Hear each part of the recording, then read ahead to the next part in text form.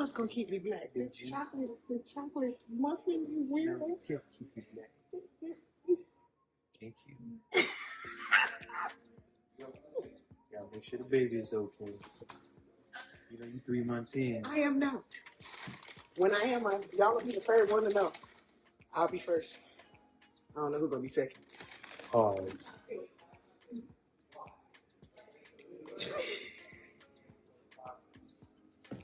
I'm gonna just act like I didn't hear that.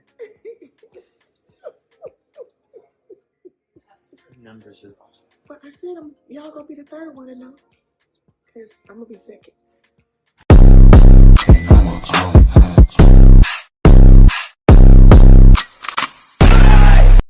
Be first. I'm just eating this muffin. Act like I didn't hear it. Hello, y'all. This is episode number. I have no idea because we have been. Episode magenta. Right, that part. We are at the Safe House Coffee House in Griffin, Georgia. It is downtown on Hill Street. This one I'm gonna do real quick so y'all can see. I'm going to give y'all. I'm gonna turn this around. Well, before this podcast is over, I'm gonna give you guys a inside tour of this facility. It is actually the most amazing spot, and this is going to, hopefully, if they give us permission to do this ongoing, this will be the permanent space for the ET Speaks podcast. We will be doing it in this space every week. That's our goal. There's like, this little corner is not necessarily, can't really tell the ambiance of the room, but it's like really cool. Like it just has a good vibe. But so we are, this episode, however long it has taken us to finally get it out there. We were trying to figure out our background. Not only that.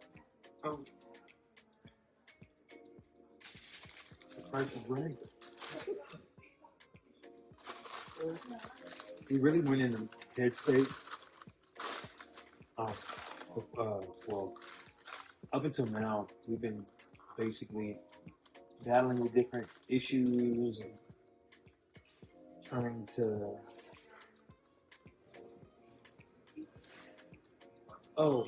Getting into this space.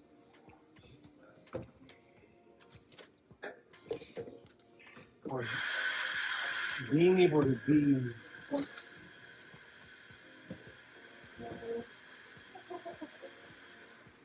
in the right headspace is realistically what I was referencing to. Well, and the other thing he was saying too was that we've been dealing with a whole lot of stuff, trying to get our minds right, trying to get more him than me. Trying to get clarity. That's realistically at the end of the day that I try to achieve, which is having a clear mind and having an understanding on what it is that I'm supposed to be doing on that day. Because usually sometimes, well, let me not say it. Usually, sometimes. Sometimes I'll have an idea that would be a Wednesday idea, but it's Monday. So it's like I'll rush myself, and then now it's I done thought of these 5 things. I go and tell Tanya, hey babe, I got these ideas, da da da da, and then she's looking at me like, okay. That's a Wednesday idea. Yeah, we just talked about this last week. Monday. Yeah, we just talked about that last week. We already know that we're doing that on Wednesday. Why are we talking about it now? But this is the thing about him, not to cut you off. This is the thing about him. He's a visionary. So a lot of times he's way ahead of me.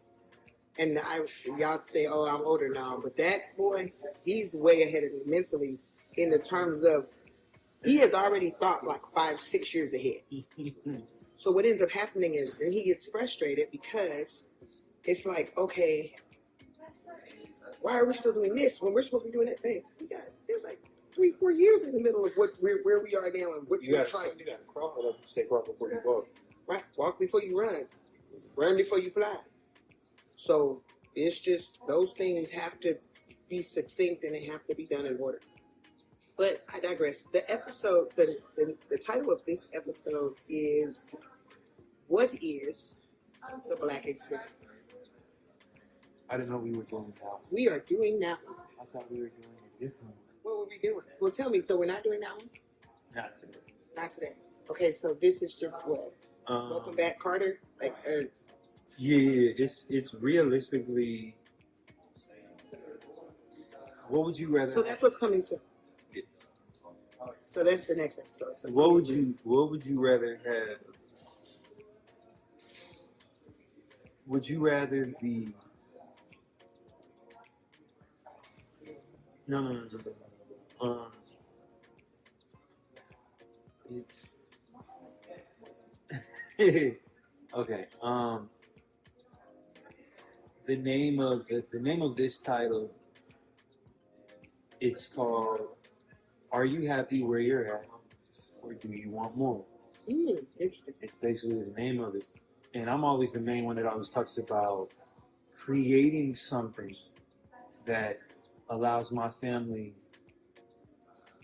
not only to be wealthy, but to be able to sustain a lifestyle that you yourself deem as acceptable in God's eyes. Well, I don't know if those two things are mutually exclusive. Me, myself, deeming acceptable, he has to deem it acceptable. So then it's one of those things, because I could think it is and he don't think it is. So it's one of those things where it's more along the lines, just in my opinion. Or deeming a lifestyle. Deeming that there's a lifestyle that we can live that gives honor to God and we're still comfortable and happy in that lifestyle. That's my thought process for me.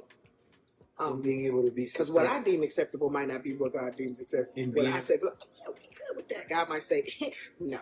So, in being able to sustain yourself in such a way to where you can focus on what you enjoy doing instead of living day by day thinking about, oh, this bill is due, I got to make sure I have money for this, I got to make sure that this gets paid.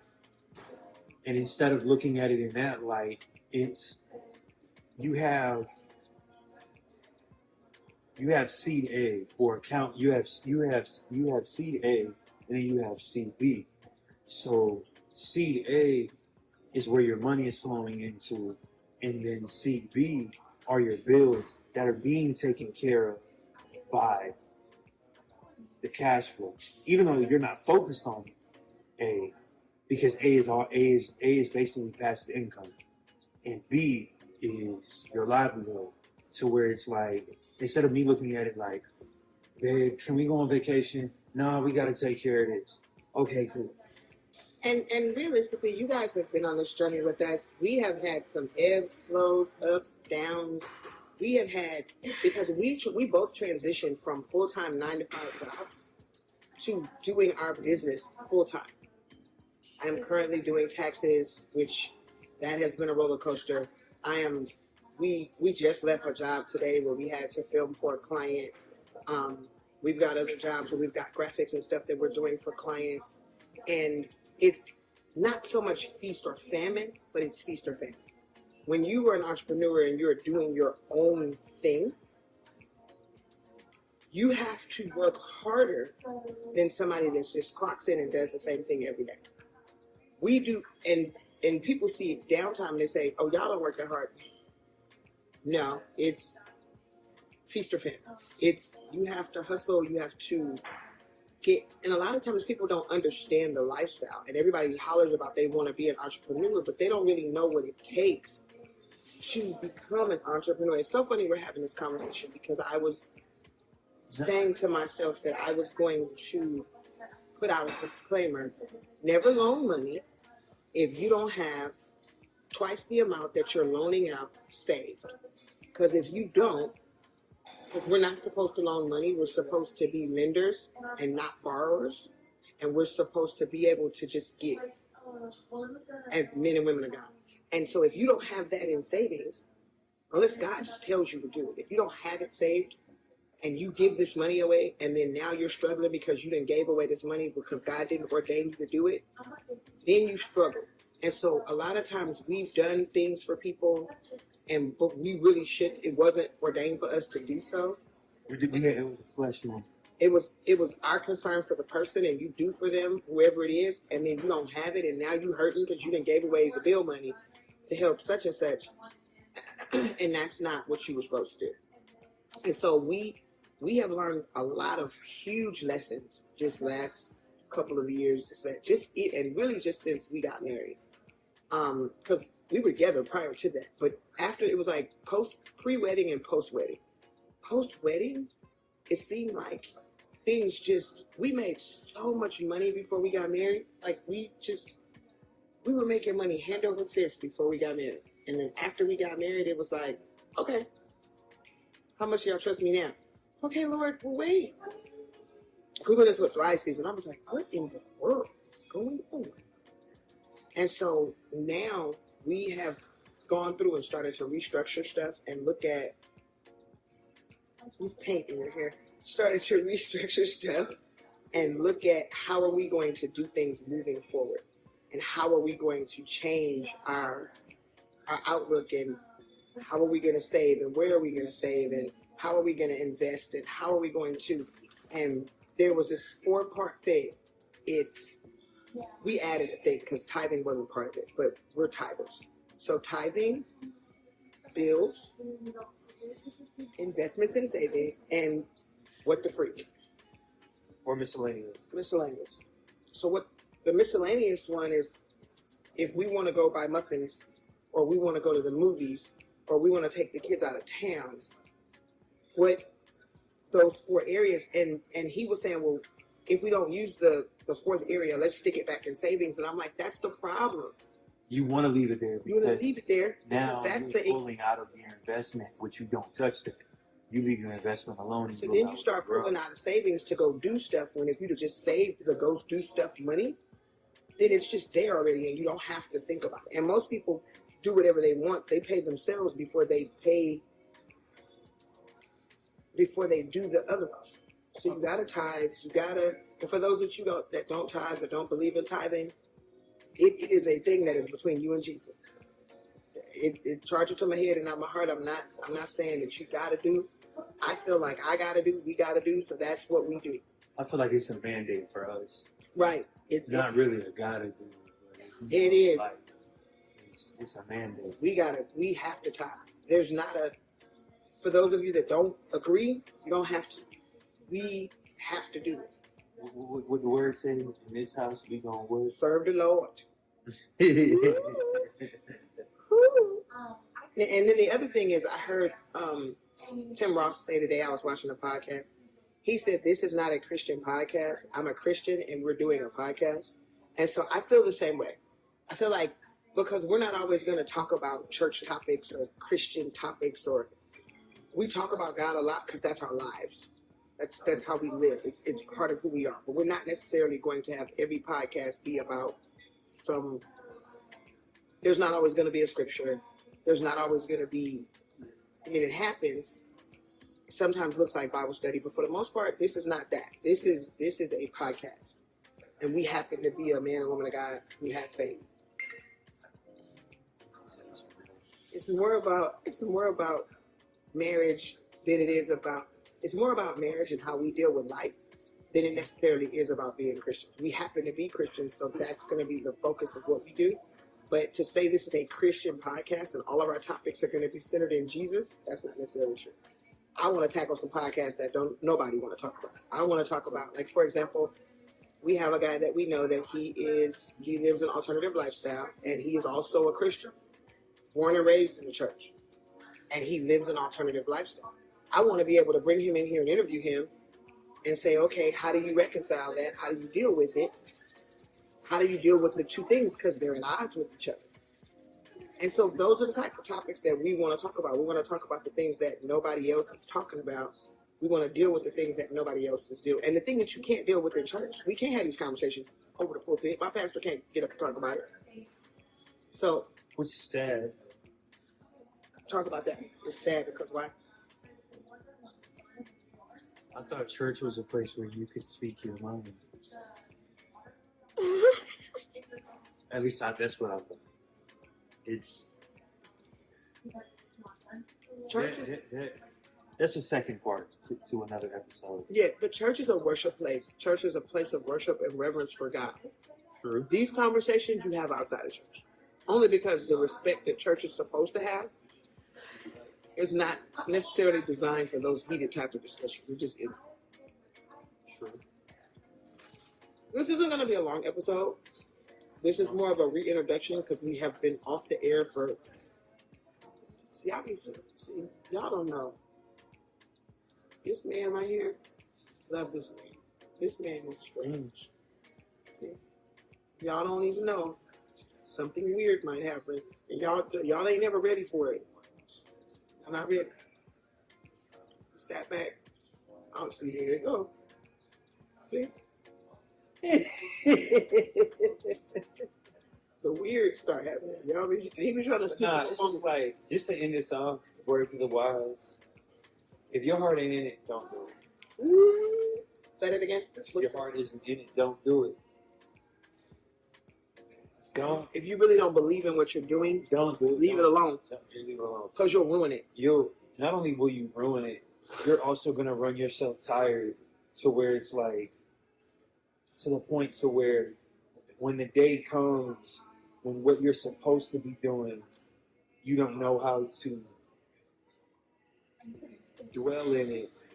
You're trying to figure out why you don't have any inspiration because you burnt yourself out doing things that you've seen other people gain success off of. And that's the problem nowadays. And social media, honestly, it can either be a hindrance or it can be a motivator for you. You just have to know your lane and what you're called to do.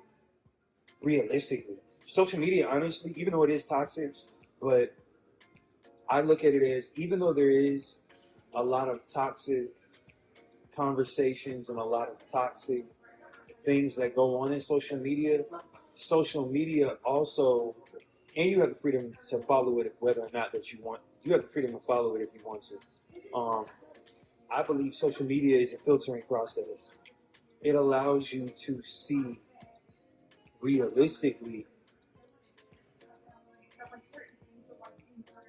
eat the meat and spit out the bones, basically. It's social media.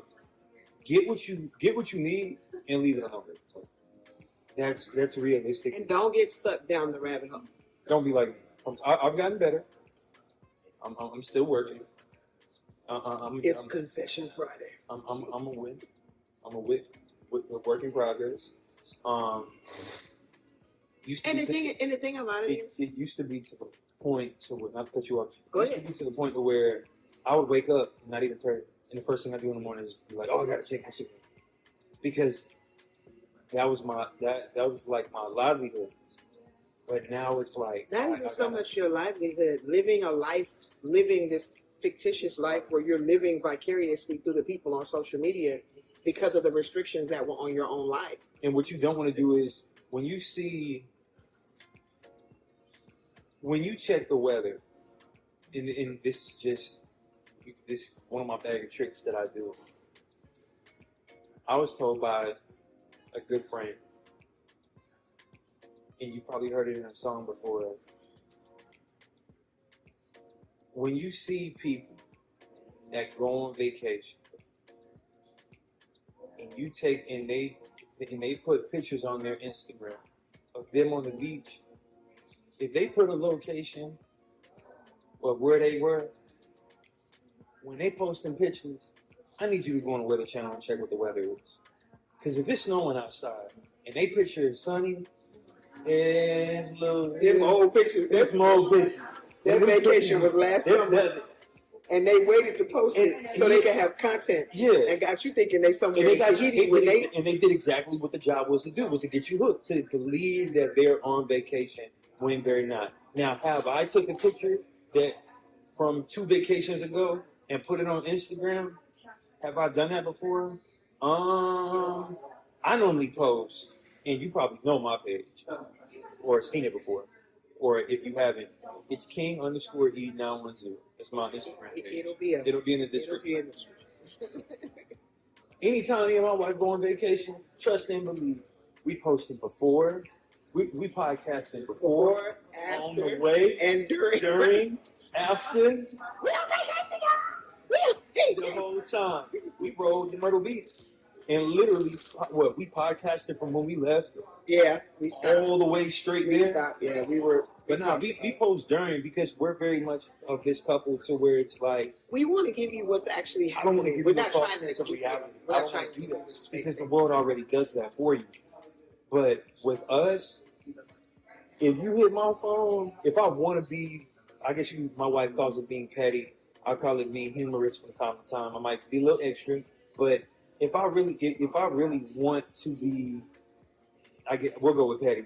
And you call my phone and I want to fake a vacation, I'll get on my TV and put on sounds of seagulls and waves on the TV on YouTube while I'm on the phone with you. Just don't FaceTime company, because then you're blessed. But nah, if you call my phone, but 9 times you out hear of seagulls and seashells in the background. 9 times out of 10. But no, realistically, we are going to achieve being a couple that when you look at us, yeah, we have our flaws. Yes, we're human. Yes, we are not perfect, nor do I want to be, because that's a headache. I don't want to be. I don't want to be perfect. I don't. No, I want to shiny ass. I want to look. It's that glow, baby. It's that noise. Ooh, I know. Yeah. To be the couple, or to be an example of a Christian couple that doesn't take life for granted. And that's what a lot of people do. And I can say I've been a victim of taking granted. I could definitely say for me, I have been a victim for a long time of treating God like a light switch. I only go to Him when I'm in need, and then when He brings me out of what He brings me out of, and has me learn out of 100%, maybe 5% or 10% of the lesson, or 10% of the hurt or pain. It's back to, oh yeah, I can just go back to doing it. No, you don't. When God brings you out, you don't want to go back. Stay out. Please leave it alone. But no, it's very much of this thing. It's like being able to sustain, being able to being in everything that you do. There has to be sustainability in it, because why are you doing it? It's the question. Yeah, it has to be this thing where it has to not. Somebody got somebody. It has to be this thing where goofy. There has to be the don't start, because I'll start talking big talk in like 3 minutes. There has to be this thing where I'll be 5. And I'll be 5 years old. Don't do it. Be a baby. I have no fear in my heart. But there has to be this thing where you know what it is that you're trying to accomplish, number one. Number two, and I heard this thing, and my husband didn't hear it. He was asleep. Ooh, I'll be showing the glory.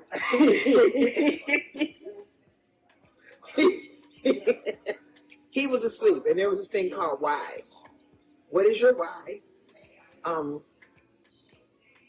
What are your I can't remember y'all. Dang it. What is your why? There was an I. What are your strengths and your weaknesses?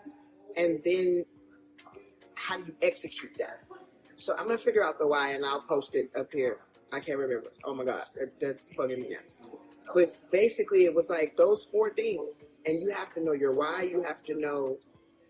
I can't remember I. You have to know your strengths and your weaknesses, and you have to know how to execute that once you get it all together. And that formula will work for you every time. It's like if your why is strong enough, it should motivate. Like the guy that I learned it from, he was saying that his why was there's like I think 5 or 6 kids, and he's the only boy out of all these kids. And it was like he wanted to get his family in a better position. And so that was his why. And this guy became a millionaire. And the reason why is because his push was so strong to be able to make money to change his mom, who was a single mom, and his family's lifestyle. So, and he had this little formula, and he's like, this is how I run businesses, this is how I live my life, this is why I invest, this is why I do everything that I do is because of this thing. What is my why? How am I going to whatever the I was, and I still can't Or remember. you also want to don't trend jump, but trend study. Because if you jump on a trend and you don't really know, it's a gem. That was a good one. It's a gem. The check mark will come up. If you jump on a trend and you don't really understand the before and you see the end, if you actually study the before, it's actually 5 trends in one just under a different name, or they'll switch something around. Right. Like, if you think about it as an example, and I'm for all my people that do marketing and that deal with social media and analytics, Ryan Leslie and his friend, Ryan Leslie, shout out to you, big bro. I love your music. I love your content. You're a positive person, and one day I will meet you. He's a good producer. Ryan went to Harvard, and when he was in Harvard, his friend Rashid was like, hey, Ryan, I have something that can compete with MySpace. And Ryan was like, well, good luck trying. Like, good luck. And what Ryan understood or started to study was how the internet was able to bring people together no matter what it was on, like how everybody would stop and pay attention. So what Ryan did was basically, he figured out the Google algorithm and figured out how to crack it and make it to where you would drive traffic or people that are online shoppers. He figured out a way to get them to flock or to gather or go to a specific site. So what he did was he cracked the Google algorithm. So if you go on there, like prime example, if you go on your phone and you type in basketball shoe, automatically the first website that will pop up, if I'm not mistaken, will be Nike. And as an example, since I have my phone in the cellular device. Phone in front of me. And after he pulls up this example, we are going to sign off because tonight is the premiere of What If Jesus Refused. It is a play. Okay. I'm on Google right now. Here you go. And it's a play done by. Screen record what you're doing so that I can do it. It is a play being done at my church, Restoration of Life Through Jesus Christ Ministries. Shout out Apostles Gregory and Junior Kelly, 7341 Terra Boulevard, tonight at 7 p.m. If you were in the Jonesboro area and you want to come see an amazing play, you will be there tonight. Yes. Now I'm gonna show y'all something. I typed in basketball shoe, and then I said the first. What did I say the first thing? So the first thing to pop up should be Nike. You don't have to show it. I'm gonna put it up. Not your suggestion that you'll get at the top on Google, but if you look at the first website that pops up is Nike.com. So what he started to figure out was basically, what if I could control the narrative?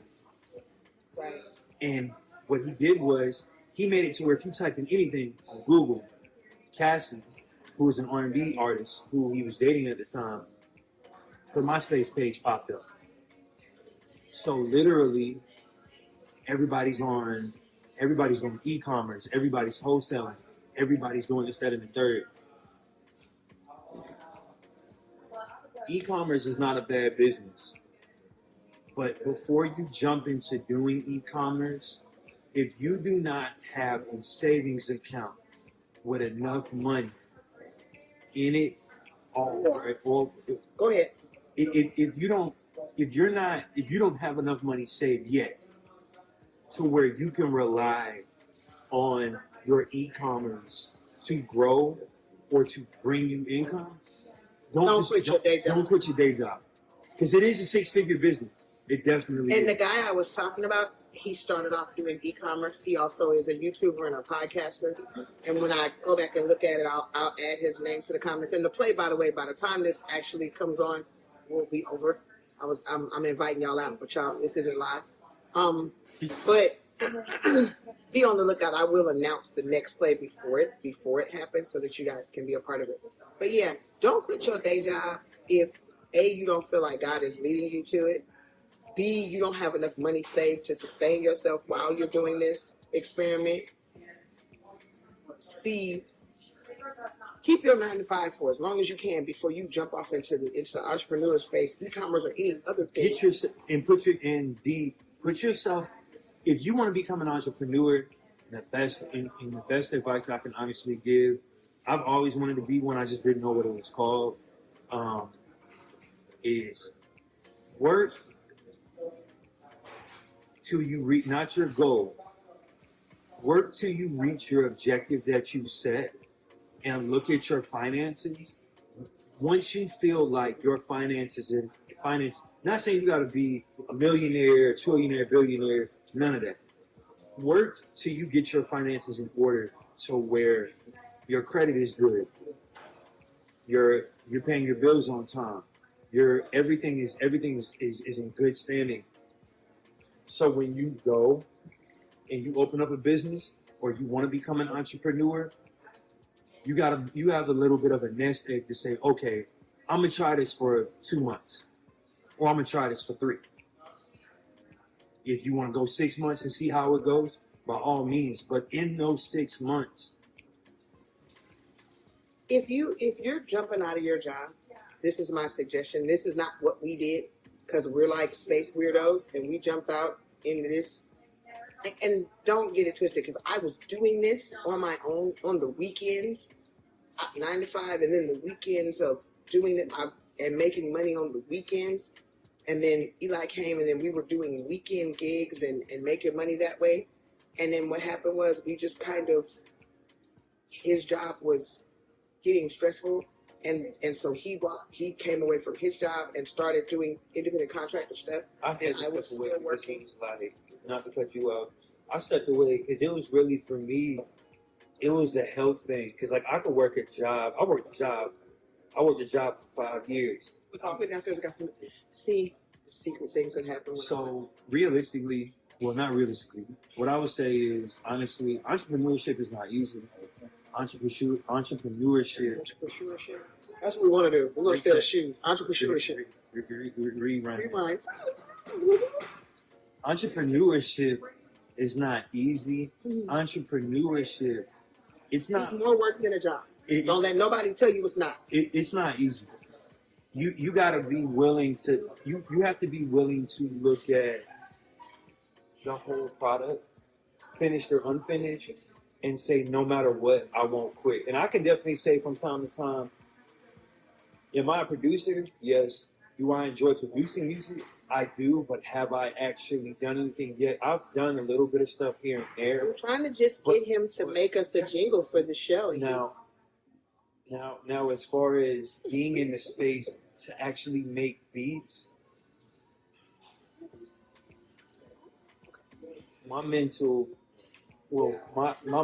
is I'm more worried about having my wife, or giving my wife a house to live in. Because it's like, yeah, I'm making beats and I'm making music and I'm doing this, that, and third. But my main focus is making sure that my family has a place to lay their head at night. And if that isn't the case, that's not. But the other side of it too is because him making music, beats, and all that stuff also brings money into the house. So if you perfect the space, then we can start charging money for it. So that's the other side of that moment. And plus, I'm trying to get us in a little bit of a more consistent space, to where it's like I can focus on that. Because for me, it doesn't take much for me to be off my pivot mentally. And if my creative side is shut down, she'll tell you, it'd be, woo. And the thing about it is, with my beard, I'm scratching my head. Yeah, if things aren't right, and we've had some stuff that we'll talk about, not this episode because we don't have time to go into detail of it. We have a little bit of a testimony.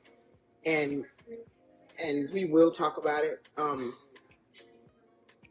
and put it out there. And probably a whole bunch of people are going to freak out when they hear it, but it is what it is.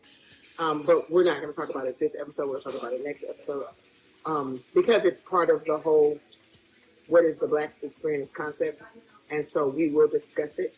But y'all, this has been a journey, and this hasn't been the easiest journey in the world. It's like, what in the wide world of sports is going on? Like, I don't even, I don't know how to quantify it, how to process it, other than it's just our journey. And ET Speaks is our baby, but it's also a love and a work from God. Like, we've had so many people ask us, hey, when are y'all should do a podcast? I just had somebody ask me today about producing their podcast and helping them find guests and all this other stuff. And it's like, this is what we do for a living. And so our company, and you can find our website at KBCorpinc, that's KBCorpinc.com. And you can come check out some of the episodes are also on the website. If you want to join our Discord, you can join that too. Yeah, we actually do have a KB Express Discord. I'm going to actually put that information out as well. But so we have a Discord where we will be having discussions and all this other stuff. So y'all come join the party, join the team. Definitely. Join the Flavor Flav. And if anybody is definitely in the space of trying to get into the car rental business, you can once we get ours started, because we're talking about doing that, then more of that information will come. More of that is going to be like a minute 30-second, like 2-minute videos on Discord. So realistically, we'll be breaking down like what are smart workflows for Turo, like, and investments and the other like, stuff. Is it smart to go the foreign route first? Is it smart to go? Well, of course, everyone knows you always want an automatic car because all you gotta do is put the key in the car, get in. Stick drivers are a dying breed. Just because people do it doesn't mean stick drivers are a dying breed. People do not know how to drive manual. Always have an automatic, and I'm just give these few gems, and then we'll be on. Get you an automatic. Get you a car that is good on gas. And get you a car that is over 6,000 pounds. And then on that note, you can end, because that's actually a gem for a Discord video. Which, if you don't know what that reference is, hit the Discord, and I'll definitely fill you in on why I say make sure that your vehicle is 6,000 pounds or more. Yeah. But all right, that is Love, Peace, and Hair Grease. It's ET Speaks, and we are out. And King's Choice, if you want. We made our first sale, yay! Yes. So thank you, Alexis. Thank you. Shout out to Alexis. He's playing Jesus in our play tonight. He bought our first beard butter, and we will have the product photos will also come up so you guys can see them, and links will be in the description. We are so excited. Things are going off. It's smooth. Work. It's smooth. Okay. It's work, but it's beneficial. And so we love y'all. Shout out. Love, peace, hair grease.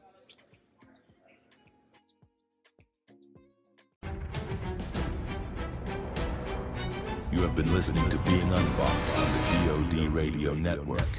Best self, best life, best radio.